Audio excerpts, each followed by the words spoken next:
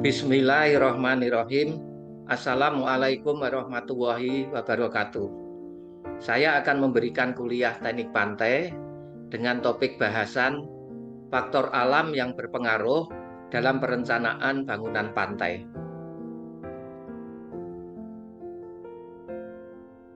Untuk membuat video ini, saya mengacu pada buku teknik pantai yang saya tulis. Bagi yang ingin memiliki buku ini, bisa menghubungi ke nomor kontak ini. Faktor alam yang berpengaruh dalam perencanaan bangunan pantai. Salah satu masalah yang ada di daerah pantai adalah erosi pantai. Erosi pantai dapat menimbulkan kerugian sangat besar dengan rusaknya kawasan pemukiman dan fasilitas umum yang ada di daerah tersebut. Pada pantai yang sudah kritis, diperlukan usaha perlindungan pantai dengan membuat bangunan pantai. Dalam perencanaan bangunan pantai, perlu diperhatikan beberapa hal berikut ini. Yang pertama adalah gelombang. Gelombang tergantung pada kondisi laut dan letak geografis. Peta Google Earth sangat membantu dalam memperkirakan kondisi gelombang. Yang kedua adalah kondisi geoteknik dasar pantai atau dasar laut. Apakah pantai berlumpur, pantai pasir, atau pantai karang? Kondisi ini sangat berpengaruh dalam penentuan tipe bangunan pantai. Yang ketiga adalah pasang surut. Tipe dan tingginya tertentu sesuai dengan kondisi lokasi perairan. Dalam video ini, saya hanya akan membahas pengaruh gelombang dalam perencanaan bangunan pantai. Sedangkan kondisi geoteknik dasar pantai atau dasar laut dan pasang surut akan dibahas dalam video berikutnya.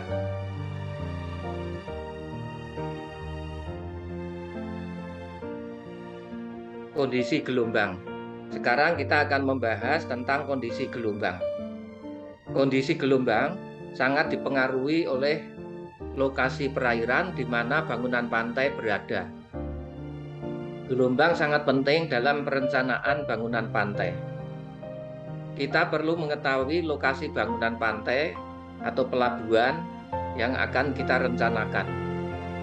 Kondisi gelombang tergantung pada laut di depan dari bangunan yang kita rencanakan.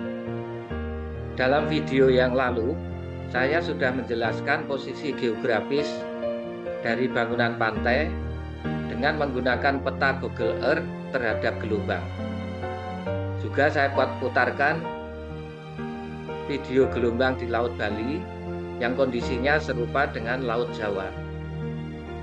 Dan juga video gelombang di Samudra Indonesia. Dalam video ini, saya akan menjelaskan pengaruh gelombang dalam perencanaan bangunan pantai, terutama dalam menentukan berat armor unit suatu pemecah gelombang atau bangunan pantai. Kemudian saya akan membandingkan gelombang di Laut Jawa, tepatnya di pantai utara Jakarta, dan gelombang di Samudra Indonesia di PLTU Karangkandri, Cilacap. Laut Jawa relatif tidak luas, sehingga tinggi gelombangnya relatif kecil. Hanya pada kondisi tertentu, di mana terjadi badai, gelombang besar. Sedangkan pantai selatan Jawa, Bali, Nusa Tenggara, pantai barat Sumatera, yang langsung berhadapan dengan Samudra Indonesia yang sangat luas, gelombangnya sangat besar.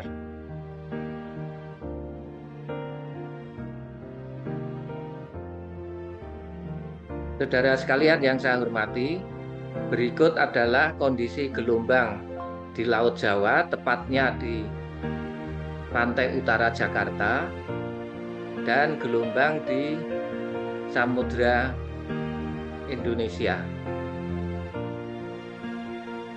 Dalam gambar ini, batang-batang radial ini adalah arah datangnya gelombang, dan tiap lingkaran di sini menunjukkan persentase kejadian gelombang. Ini adalah legenda tinggi gelombang. Warna putih adalah tinggi gelombang setengah sampai 0,8 meter. Kemudian arsir ini adalah tinggi gelombang 0,8 sampai 1,2 meter. Kemudian arsir yang agak gelap, tinggi gelombang 1,2 sampai 1,6 meter. Sedangkan yang hitam pekat, ini adalah tinggi gelombang lebih dari 1,6 meter. Bisa 2 meter atau lebih. Dari mawar gelombang ini terlihat bahwa 88,3% kejadian gelombang, tinggi gelombangnya kurang dari setengah meter. Dari mawar gelombang ini terlihat bahwa gelombang dominan itu berasal dari barat laut dan dari utara. Misalkan kita lihat gelombang dari utara. Di sini terlihat bahwa sekitar 1,23% tinggi gelombang adalah setengah sampai 0,8 meter.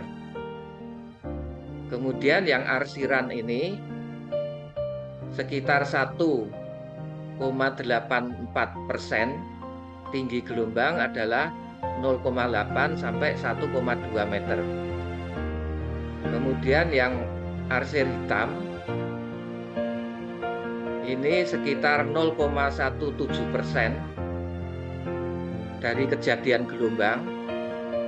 Tinggi gelombangnya adalah 1,2 sampai 1,6%. Dan yang warna hitam pekat tetapi tidak terlihat di sini karena kecil, yaitu persentasenya 0,01%. Tinggi gelombangnya lebih dari 1,6 meter. Bisa 2 meter atau lebih.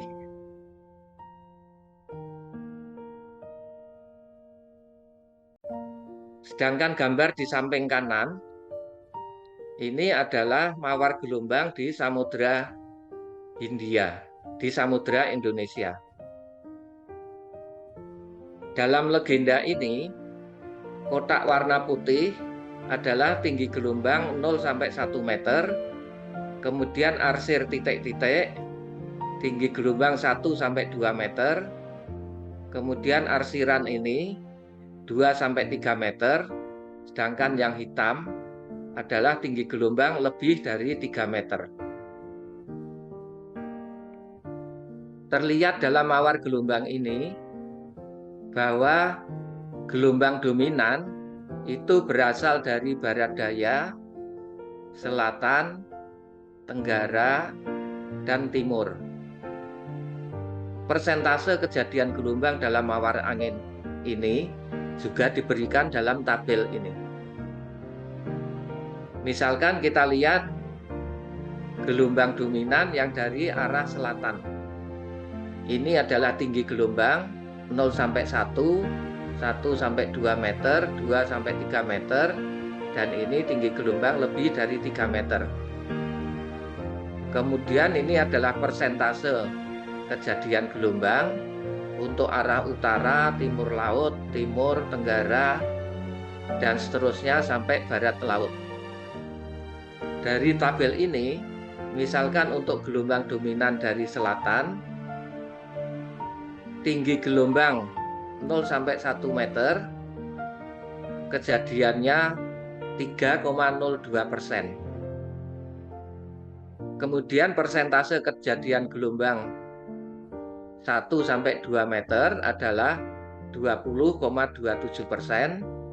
Untuk gelombang 2 sampai 3 meter 7,54%.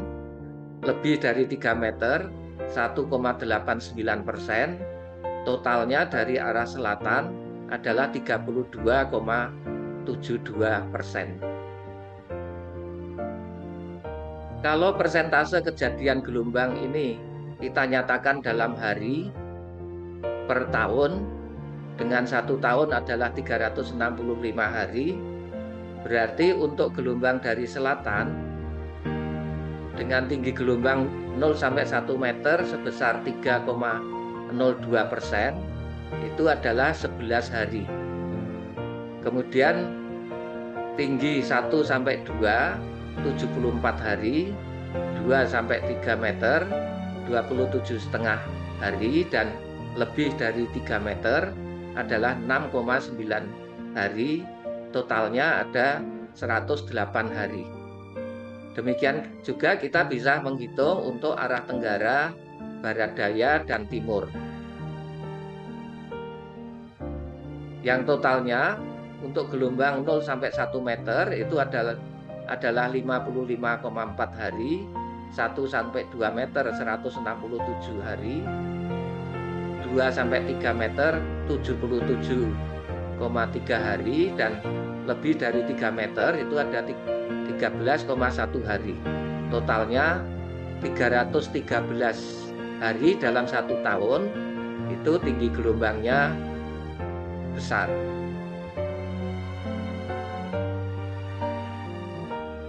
Gambar berikut menunjukkan perkiraan tinggi gelombang di perairan Indonesia antara tanggal 24 sampai 30 Juli tahun 2018.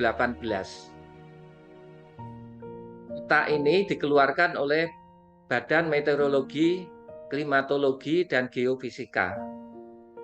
Dalam gambar ini diberikan skala warna untuk tinggi gelombang. Di Samudra Hindia, yang warnanya merah sampai merah tua, tinggi gelombangnya itu mencapai 4 sampai 5 meter.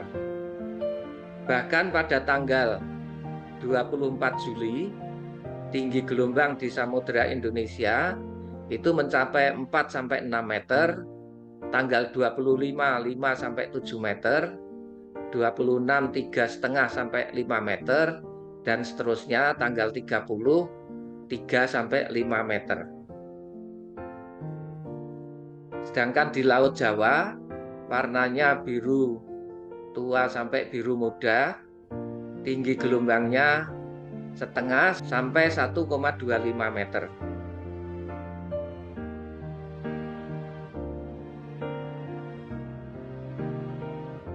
Saudara sekalian yang saya hormati, sekarang kita lihat pengaruh gelombang tersebut terhadap pemecah gelombang di Laut Jawa dan Samudra Indonesia. Gambar ini adalah pelabuhan Tanjung Priok di Laut Jawa. Ini adalah pemecah gelombang. Kemudian ini adalah terminal peti kemas. Terminal peti kemas ini sudah sangat padat, sehingga perlu dikembangkan terminal peti kemas baru dengan melakukan reklamasi. Kemudian dibuat pemecah gelombang sebagai penahan tanah pelindung lahan reklamasi. Armor unit atau butir lapis lindung terbuat dari ejek dengan berat 2,5 ton. Sedangkan gambar sebelah kanan adalah pelabuhan batu bara dari PLTU Karangkanci di Cilacap yang berada di Samudra Indonesia.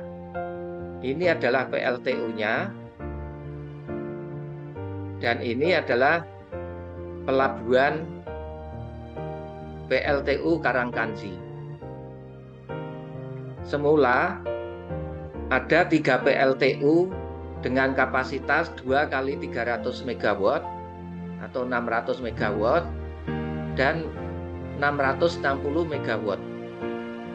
Kemudian dilakukan pengembangan PLTU dengan kapasitas 1000 MW. Untuk itu diperlukan pelabuhan batu bara untuk mensuplai impor batu bara.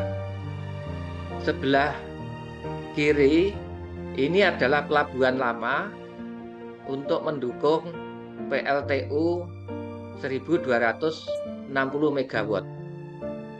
Kemudian ini adalah pelabuhan baru untuk mendukung pengembangan PLTU 1000 MW dengan menambahkan pemecah gelombang sisi timur sepanjang 1570 meter.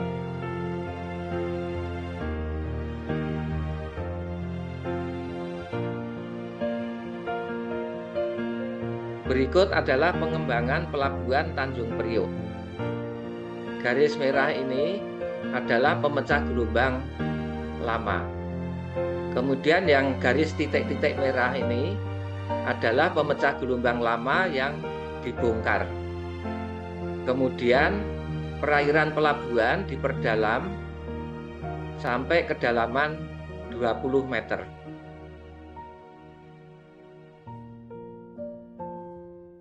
Yang warna merah ini adalah pengembangan terminal peti kemas baru. Terminal peti kemas yang ini didukung oleh tiang-tiang pancang, sedangkan terminal peti kemas ini dibangun dengan reklamasi dengan melakukan penimbunan. Kalau kita lihat tampang melintang AA pada lahan reklamasi ini, bentuknya adalah seperti ini. Ini adalah dermaga, dan ini adalah kren untuk bongkar muat peti kemas. Ini kapal peti kemas. Kemudian bagian ini adalah lapangan penumpukan peti kemas yang berupa lahan reklamasi. Sedangkan ini adalah pemecah gelombang yang berfungsi juga sebagai penahan tanah dari timbunan reklamasi ini. Kalau kita perbesar, bentuknya seperti ini. Ini adalah tanah timbunan reklamasi. Kemudian ini adalah pemecah gelombang dari tumpukan batu. Ini adalah lapis lindung atau armor unit yang berupa ejek dengan berat 2,5 ton.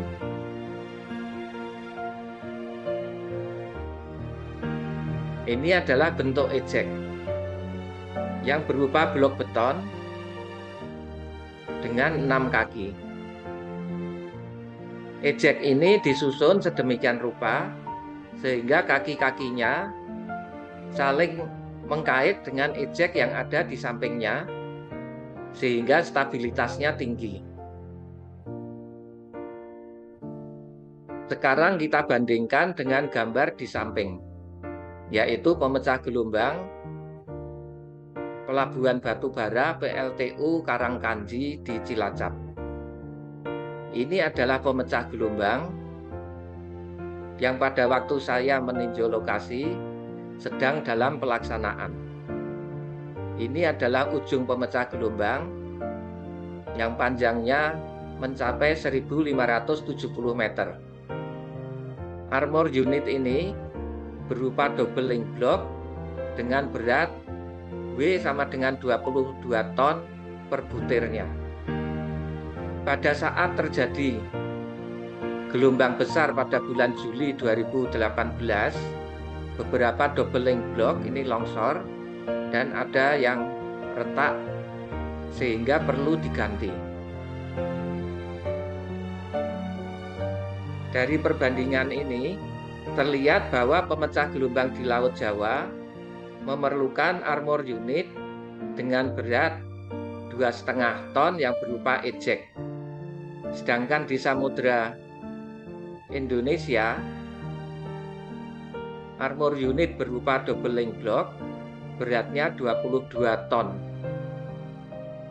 Jadi hampir 10 kalinya.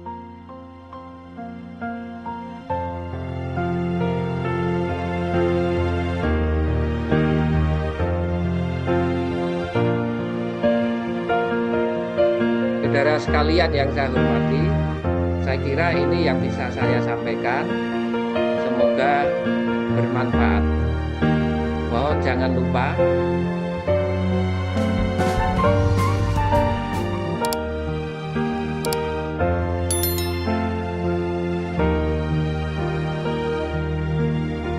kasih.